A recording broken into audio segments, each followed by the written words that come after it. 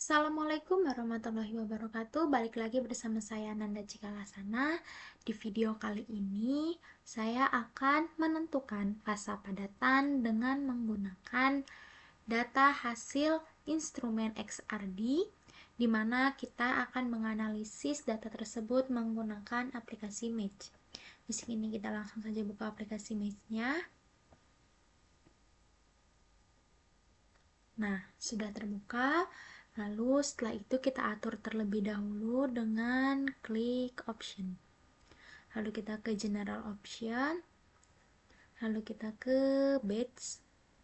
Lalu kita pastikan bahwa user levelnya ini sudah expert. Nah, oke, di sini langsung kita klik oke.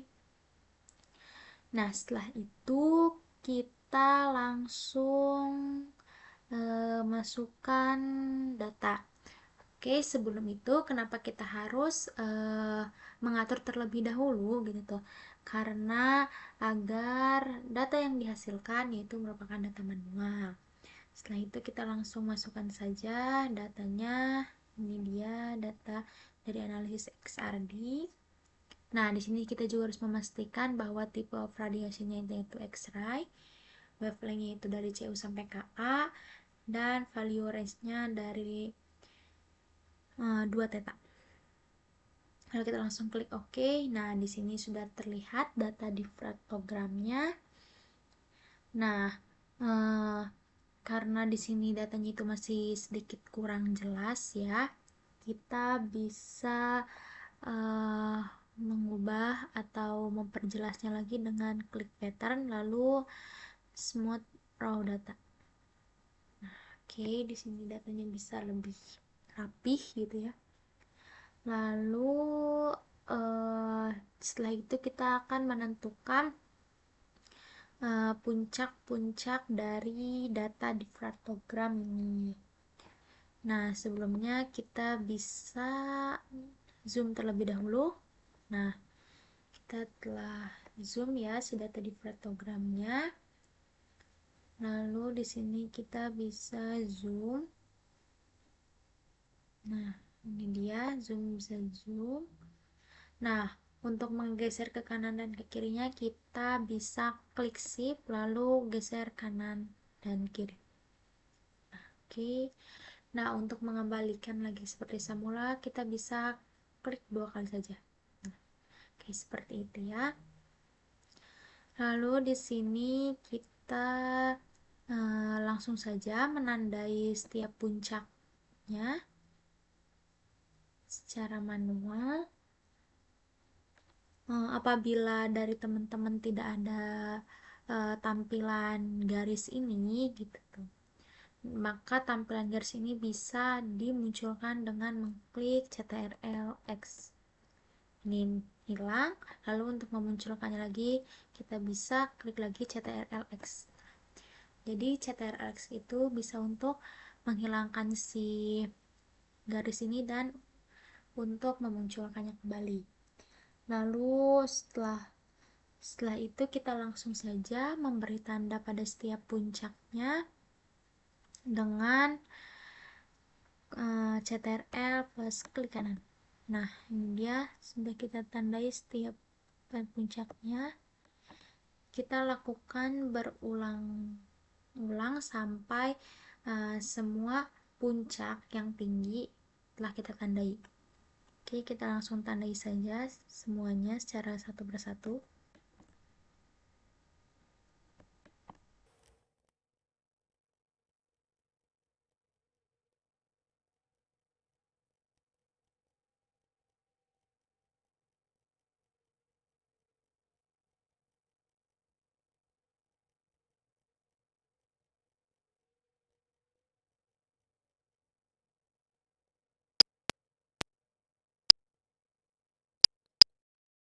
Nah, oke, di sini data-datanya setelah kita tandai semua puncak-puncak atau difraktogramnya.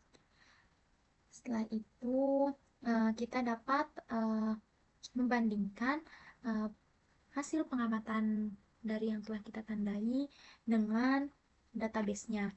Itu dengan cara mengklik run paste ini. run face identification. Kita klik, lalu kita tunggu sampai 100%. Nah, di sini kita memperoleh data yaitu bahwa senyawa yang terdapat di fratogram ini yaitu senyawa TiO dengan FeOM-nya 0,8216. Nah, angka FeOM ini tuh sudah hampir mendekati 1, yang mana apabila suatu FeOM-nya telah mendekati 1, maka senyawa yang kita cari yaitu nggak benar ya, yaitu TiO ini. Nah, setelah itu untuk mengetahui senyawa lain yang ada dalam pola difraksi ini, kita bisa select and reverse. Nah, ini. Lalu kita klik, kita tunggu sampai 100%. Nah, di sini terlihat ya senyawa-senyawa selain daripada TiO2 ini. Nah, hasil formulanya menunjukkan bahwa senyawa atau warna hijau ini tuh menunjukkan adanya pola difraksi lain atau adanya senyawa yang lain selain TiO ini. Lalu yang warna merah ini tuh menunjukkan bahwa ini tuh merupakan database yang kita ukur gitu dengan aplikasi Image ini.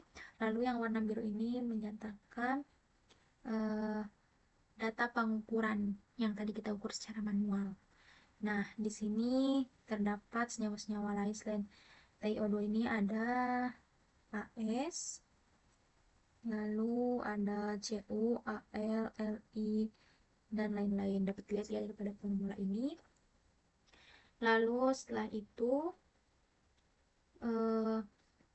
untuk melihat analisis reportnya atau hasil yang diperoleh dari data analisis dengan match ini, kita bisa langsung klik senyawa TiO2-nya, lalu kita klik display. Nah, di sini muncul phase analysis report-nya. Nah, di sini bisa dilihat ya bahwa radiasinya X-ray, lalu formula samnya TiO2, kristal sistemnya ortorombik, lalu ada kandidat lainnya yaitu selain dari TiO2 ini, lalu search match-nya juga terdapat dan pick list-nya juga atau banyaknya puncak telah terlihat ya di sini dari mulai puncak yang paling kecil sampai puncak yang paling tinggi. Nah, di sini ada integrate profil areanya, radius residualnya. Lalu di sini ada diffraction veteran grafiknya.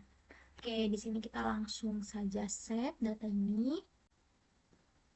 Lalu kita save. Nah, data tersebut telah di-save. Lalu setelah itu kita bisa melihat data-data lainnya. Di sini ada click list-nya, di sini juga. Datasetnya juga ada. Nah, ini bisa dilihat ya di sini. Nah, ini dia data diffraction lainnya. Atau bila tidak terlihat, kita bisa ubah ordernya. Ini kita bisa ubah menjadi warna putih. Oke. Ini dia.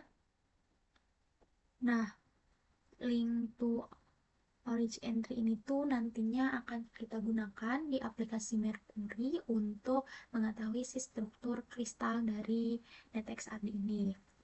Nah, mungkin cukup sekian dari saya untuk penentuan fasa padatan dari data instrumen XRD, di mana dianalisisnya menggunakan aplikasi Image. Mungkin di video selanjutnya akan dijelaskan refinement-nya, lalu akan ditunjukkan struktur kristalnya, dan akan lebih diolah lagi data yang kita peroleh ini. Oke, mungkin cukup sekian dari saya, kurang lebihnya mohon maaf. Wassalamualaikum warahmatullahi wabarakatuh.